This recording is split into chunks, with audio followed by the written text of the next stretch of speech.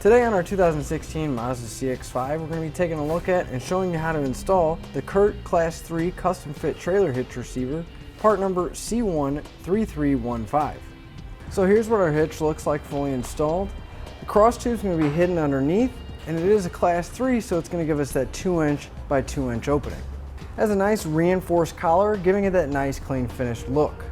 Now our safety chain loops are going to be a rolled steel stock style welded to the bottom of our receiver tube. And as you can see, we're not going to have any issue getting most size hooks on or off.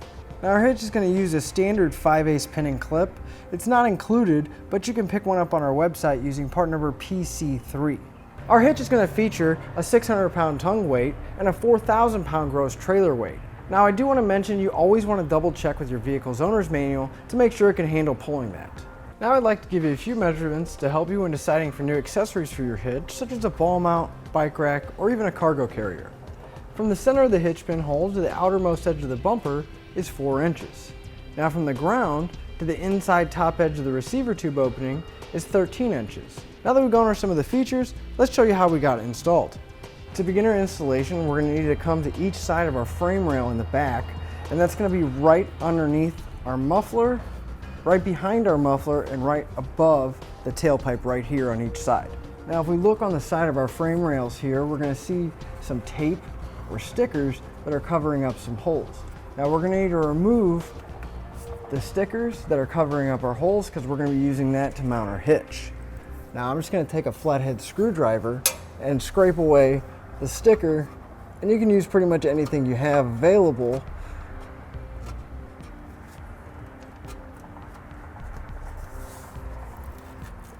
But we're just going to tear away any of the sticker and making sure we can get access to the hole. And we're going to repeat that for all the holes. There's going to be 2 on each side. With all the stickers removed, we're going to need to lower our exhaust. Now I'm going to be using a strap to support it. That way when I lower it down, it doesn't completely fall down. So I'm just going to find somewhere to hook this hook on my strap. That way it's going to prevent my exhaust from coming all the way down. Now we're going to have 2 rubber hangers, and they're going to be directly behind our tailpipe on each side. And I'm using an exhaust hanger remover tool to remove these, and it's just going to push that rubber isolator off of the stem on our exhaust hanger here. And if you don't have one of these tools, you can also use a pry bar and find something to pry against the rubber isolator and push it off.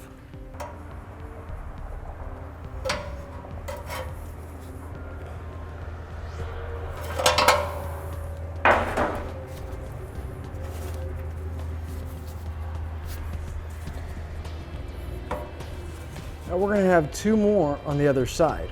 One right here at the bumper, and then one right behind our tailpipe. Now you want to make sure that you have enough clearance to get the hitch in between your muffler and your bumper. On each side of our frame rail, we're going to have a wire harness that's going to be attached using this plastic clip. Now we're going to need to remove the plastic clip and make sure the wire harness is out of the way before we put the hitch up. So I'm just going to take a flathead screwdriver and pry on the clip a little bit, and it should pop out. And we're going to do the same thing on the other side as well. Now if we bring our attention to our hitch itself, on the inside of our side brackets here, we're going to need to install our flat washers that come in our kit. Now to make things a little bit easier to get once we go to get everything in place, I'm actually just going to tape my flat washer to my hitch. That way we don't have to worry about it falling off. Just want to line it up, take a little bit of tape, and it'll hold it in place. Now we're going to do that for all 3 remaining holes on our hitch.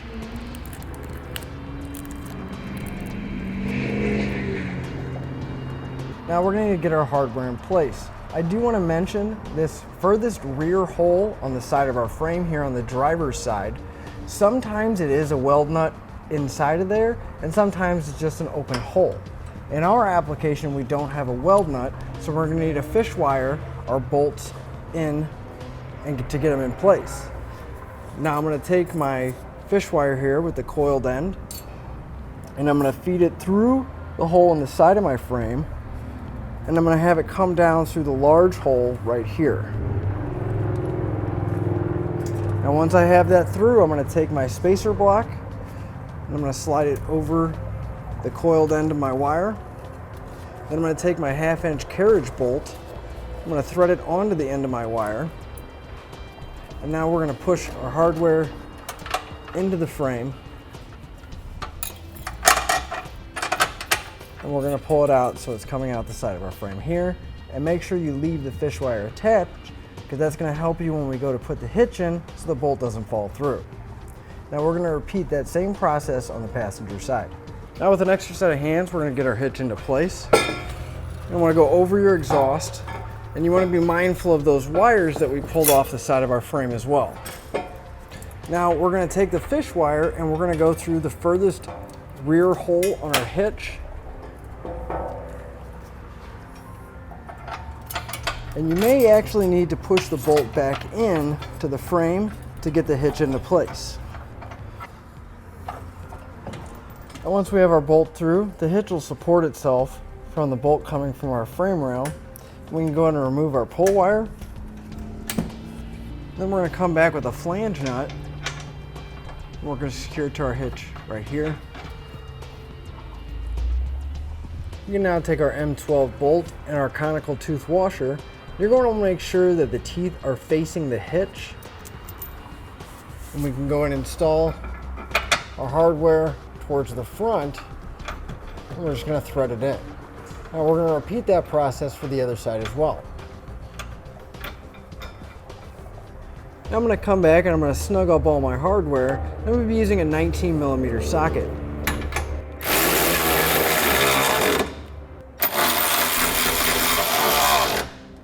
And we'll repeat that for all the remaining hardware. Now again, using a 3/4 inch socket, I'm going to come back and I'm going to torque down all my hardware to the specified mount in the instructions. And we're going to repeat that for all our remaining hardware. Now all we have left is to reinstall our hangers back on our exhaust. Now if your hangers are a little stiff and it's hard to get on, you can take a little bit of penetrating oil or any kind of spray lube. Even soap and water will help. And if you just spray a little bit on the post that the hangers sit on, it should slide on a little bit easier. And that'll finish up our look at the CURT Class 3 custom fit trailer hitch receiver, part number C13315 on our 2016 Mazda CX-5. Click the link below to shop, learn more, or visit us at etrailer.com.